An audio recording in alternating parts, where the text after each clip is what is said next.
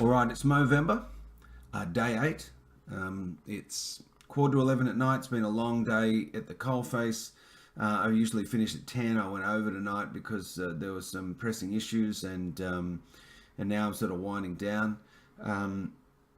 Tonight for my video, I wanted to draw again from Facing Addiction, the work of Patrick Carnes, Stefanie and John Bailey, and this is geared up for how do you establish a good program that addresses the fact that addictions, process or chemical, is a disease of the brain's motivation, reward, and memory, circuitry.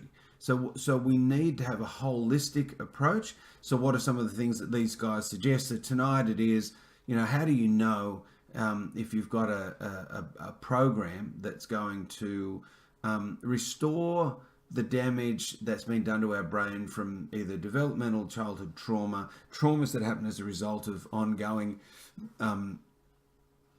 issues from mental health or addiction issues, and the damage that addiction causes itself. So if I just go to the section here on promoting a healthy body and brain, many long-term harmful effects from addiction improve with time. For example, memory and reasoning ability will improve. Breathing problems from cigarettes may stabilize and improve, and the likelihood of developing lung cancer decreases. The liver, one of the most remarkable regenerative organs in the body, if not taken past the point of no return, often improves to normal function. Circulation of the heart, organs, and limbs will also improve with abstinence. However, there can be permanent damage. So the sooner one gets into recovery, the better, of course. So if you're contemplating that next relapse, thinking it won't matter, it will. Research suggests that there are lifestyle changes and activities that can trigger and accelerate repair of the damage induced by drug use or chronic addiction. Examples of these include exercise, good nutrition, restorative sleep, healthy relationships, and in some cases, psychotherapy. It is also important to see a physician for a complete physical and to see a mental health professional for a psychological or psychiatric assessment as you travel the recovery road. They can determine if there are specific problems that you need to attend to and help you decide on necessary treatments. Especially drug addicts. We sign up to be our own doctors, our own nutritionists, our own psychiatrists. We'll take ourselves on and off medication. And so, the advice that I actually need to surrender to consultants that actually did do the medical training and not just me, it's largely good advice. And if you get into a recovery, a 12-step recovery, you'll usually get that from a good sponsor. It'll just say, go and get a medical. If you haven't gone through a hospital treatment program where they largely do that, get a medical, get a psychiatric assessment, work out what you're dealing with. So, those elements explained. Exercise.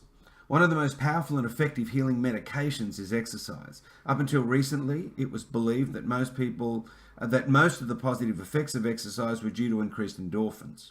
While this is true, the effects of exercise on the brain are even more dramatic than previously believed. For example, animal and human studies suggest that exercise can trigger brain repair or neurogenesis in the hippocampus and prefrontal cortex, areas that are affected by chronic drug use, psychological trauma, or chronic stress. In fact, symptoms of depression, post-acute withdrawal, post-traumatic stress disorder, and decreased memory can respond dramatically. Exercise can also counter the weight gain that often occurs in early recovery as the brain looks to replace dopamine from drugs with dopamine from food. Activities that require mental activity or sustained concentration, such as reading, crossword puzzles, video games, playing a musical instrument, or yoga, may also have positive effects. So it's not just about trying to look good with exercise. I know for me, my morning rituals around walking and stretching, as I get a bit older and shoulders and knees being not what they were, just walking. I live in a really hilly area. It gets my heart rate up. It regulates me, the left right of just being mindful in that process. I sometimes, if I'm not feeling fit or I'm carrying extra weight, I'll still do the exercise because I know that it helps my mental health. Nutrition. Those suffering from addiction tend to neglect themselves, and malnutrition is common. Good nutrition and a balanced diet, in many cases, a vitamin supplement can be helpful both to restore deficits as well as to provide the substances used in brain and body healing. This is especially important with alcohol, which depletes important nutrients, including folate, thiamine, potassium, and calcium. So, again, if go through treatment, sometimes they'll get you to meet with a nutritionist, because we largely don't know what a good eating plan is. And if you suffer from resulting eating disorders, a book I've mentioned in this Movember series is by Pete Walker about complex post-traumatic stress, and he dedicates half the book, half to his family. It was one dedication, and the other one is to anyone that ever sat at a meal table that was abused and humiliated and ended up with eating disorders. So lots of people with addiction issues suffer from food disorders. I certainly relate to that myself, and I will probably do in this series of videos some work, present some work of Dr. Jason Fung, which is addresses the obesity that comes from comfort eating and the diabetes and resulting illnesses. Sleep. Much of the physical and brain repair occurs during sleep. The extremely important phase of sleep, known as REM, is suppressed by many addictive drugs, and catching up can take some time. I really, they talk about in recovery, just for today. It's a 24-hour reprieve. We can only stay clean just for today. But I actually think for me, if I'm really serious, and I struggle with this a lot because I'm a late nighter, my energy is up at night. I believe my day tomorrow starts with my bedtime the night before. If I don't put my sleep hygiene on autopilot, if I put on autopilot, I'm going to watch that extra Netflix show. I'm going to stay up late. I'm going to do a bit of work. If I follow a better sleep hygiene program where I wind down, stop looking at devices, read a real book and not look at YouTube, get to bed earlier. If I'm reading a real book, I notice that my brain relaxes really quickly, and then if once I'm tired, turn the light off and just do some prayer, some box breathing, meditations. That part of the sleep hygiene, relaxing myself into sleep, allows me to get a deeper and more restful experience. And then the next day, as I get up and hand my will and my life over, I'm a different guy. Now, I'm not saying that I don't claim to do this perfectly. It's always a going concern for me. And under stress, I'll regress back to old behaviours. But I really know that Patrick Carnes suggests that exercise, sleep hygiene, and diet are the big three for brain repair. Dan Siegel says the same thing in his Healthy Mind Platter. I've got a disease of the brain. If I don't give it the best optimal experience to regrow and heal new programs, I'm really sort of cutting my nose off to spite my face. Healthy relationships. Addiction is a disease of isolation. It's a common phrase these days. Is the remedy for from addiction is connection. So being socially active, being involved with recovery friends, volunteering, having the support of family and friends is a part of effective recovery programming. Recovery friends and a sponsor can increase accountability. They also can provide motivation, guidance, and help spot denial and destructive stinking thinking that occurs with addiction. Furthermore, interaction with others, love and nurturing may also play a role in brain repair. And I think those significant relationships, when I came into recovery and started getting phone numbers to make outreach calls, I really just had to follow the advice of others. It felt like a crazy thing to do. I didn't trust anybody. I didn't trust myself. Why would these people be interested in me? But really, when you join the recovery movement, you're grabbing an oar in a big boat, and we can all help each other. And the therapeutic value of one addict helping another is without parallel, is a sentence from the literature in Narcotics Anonymous. And it's hard to bullshit a bullshitter, really. So when you're telling your denial-like justification story to another addict, they can sit patiently. But if you allow them to give you real feedback, they'll help you spot that you're setting yourself up. So connection, as hard as it is, and it really goes against the grain for addicts.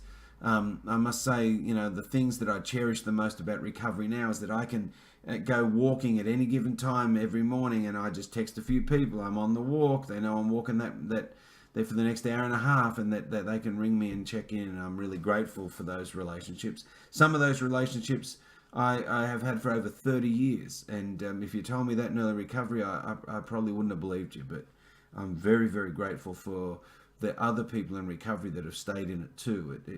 I certainly feel like I'm part of a family of choice. Psychotherapy. Therapy helps you understand how your choices have contributed to your problems and supports your positive behavioral changes.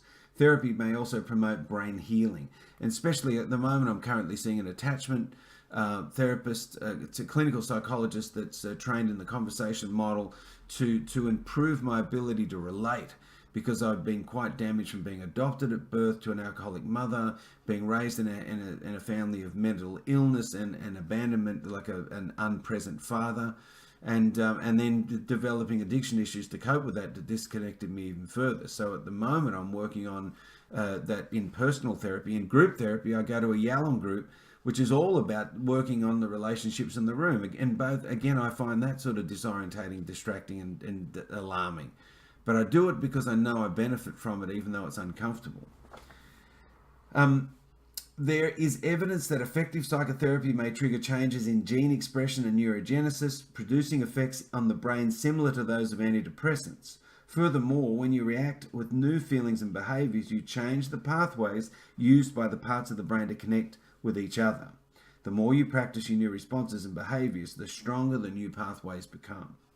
While each of these activities makes its own contribution to brain healing, the activities become more powerful in combination. Taken together, they form a holistic approach to healing. It is important to make space in your life to care for your physical, mental, emotional, and spiritual needs.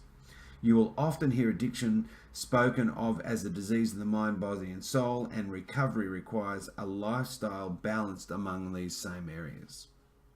So recovery, you hear that word a lot. What is it? Here is an overview of the elements of a good recovery program and the barriers to recovery. We will be looking at these more closely in the rest of this book. There's certainly more information. Recovery is a one day at a time process and requires a lifelong commitment. The risk that the reward-seeking part of the brain will be re-engaged and cause cravings will exist for the rest of your life. This is a hard thing to accept sometimes when you come into the program. Whether it's after 2 years of abstinence or 20 years of abstinence, you may still be vulnerable to cravings. The good news is that after a period of abstinence, the likelihood of the rational brain being hijacked by the addicted brain diminishes somewhat. A healthy lifestyle and good recovery program can reduce the likelihood of this occurring, and the following 2 pages show an overview of the elements of a good recovery program and the barriers to recovery. So I'm going to take you through those, and that'll be my time. Elements of a good recovery program. Avoid all drug use. Animal and human studies have shown that all addictive drugs wake up the reward centers and deactivate control centers. Thus, even drugs in a different class can trigger cravings and relapse. Addiction is a permanent brain change. Many addicts have relapsed due to the belief that enough time has passed for them to return to controlled use. Avoid or learn to cope with people, places, and things that trigger your alcohol and drug use. Environments associated with past use can bring back cravings. Attend meetings where you can get support. 12-step groups allow you to reflect on and tell your story while listening to other stories. It is important to look for similarities when comparing your story with others rather than focusing on differences. Realizations, comparisons with others, and impaired thinking may be the subconscious workings of the mind, intent on obtaining the dopamine it perceives as necessary for survival. Use a sponsor. A sponsor can help the recovering addict work the 12 steps, challenge self-defeating thoughts, and keep denial at bay. Work the 12 steps, working on distortions in thinking, self-defeating character flaws, guilt, shame, resentments, lack of hope, and broken relationships are all absolutely necessary to avoid future relapses. As is often heard in recovery programs, recovery is easy, just change everything. Address depression, sleep disorders, anxiety, personal stress, chronic pain, since all of these can trigger relapse. The road gets thinner, but it gets well paved and well lit. Therapy is critical to helping you address these problems, and medication may be helpful as well. However, it is important to work with a specialist in addiction medicine, since many medications used to address these problems can trigger relapse. Don't be your own doctor, guys. Engage in healthy passions and enjoyable activities. A low baseline of dopamine may have produced addiction vulnerability. It is dangerous to ignore this. Enjoyable activities and passions can help restore dopamine towards normal levels. When we've got acute withdrawal syndrome, sometimes it takes a little bit of time to start to get that dopamine release from other activities because our brain's been hijacked. But if we do it in company with others, I remember in early recovery, we'd go bowling on a Friday night. Never really done 10-pin bowling sober, but we'd go down. It was awesome. And I was connecting and having a fun and laughing. And I wouldn't have thought that it would have caused me as much joy as it did. And it made a lot more fun. The dopamine really started flowing because there was others around and we were enjoying each other. Barriers to recovery, and then I'm done. Barriers to recovery: belief that you are cured and can return to responsible use. No understanding cross-addiction, that non-preferred drugs like alcohol can trigger relapse. Lack of meeting attendance and involvement. Looking for differences rather than similarities with others in meetings. Taking prescription medications that are addictive to treat sleep problems, anxiety, and other issues, non-prescribed especially. Lack of adequate preparation for life events such as surgery. It is helpful to see a doctor who is a specialist in addiction prior to surgery to discuss medication options. Lack of a sponsor and recovery peers who provide support and can spot impaired thinking. Not setting boundaries with people, places, and things that can trigger memories and cravings. Not controlling stress, depression, anxiety, and sleep problems, chronic pain, and other issues. Lack of exercise, good nutrition, and engaging in healthy lifestyle. Lack of passions and fun activities. And lack of self-care, becoming hungry, angry, lonely, tired, the Holts, etc. So there's been a little bit of information on, look, what would be a healthy recovery program? What are some of the things you can add? This has been for Movember. Please subscribe to this YouTube channel if you like the content. Please share the video if you think it would be worthwhile. And I look forward to bringing you more content tomorrow on day 9. So be gentle with your heart, and I look forward to tuning in tomorrow. Bye.